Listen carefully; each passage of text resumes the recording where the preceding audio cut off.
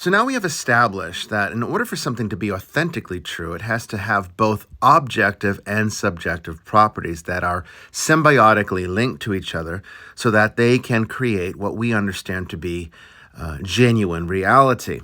Anything outside of that would qualify as true fiction. And this is why we can't just make things up and declare them to be true when objectively they are not.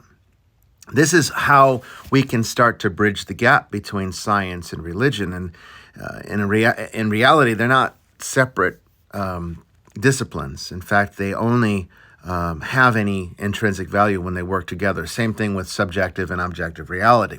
Problem is, people in those disciplines adhere exclusively to one, just like they do in politics. You have very rarely do you ever see true moderates where people will vote for the individual politician because they have a platform that seems reasonable. They tend to vote by party line.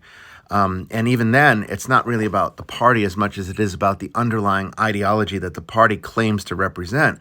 So when you have conservative thinkers, they will vote in conservative representatives. And if you have liberal thinkers, then they think that they have to vote liberal, even if the candidate that represents that particular ideology is less than ideal. People do this with religion and science all the time.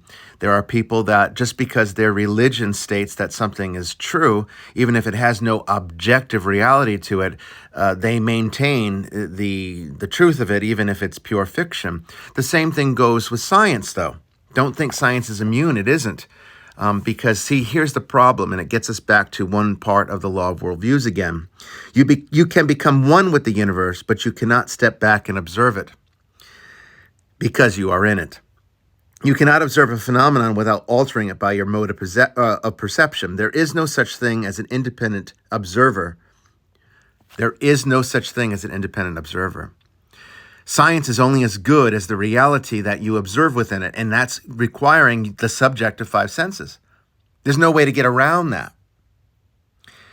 You could create an entire reality that has all these laws of physics that have no meaning outside of that reality. And that reality might be pure fiction. But the only way science, using scientific method, can observe it is by using those laws. Anything outside those laws, it can't observe. This is where we get into problems with the difference between what is the material world and what is the spiritual world.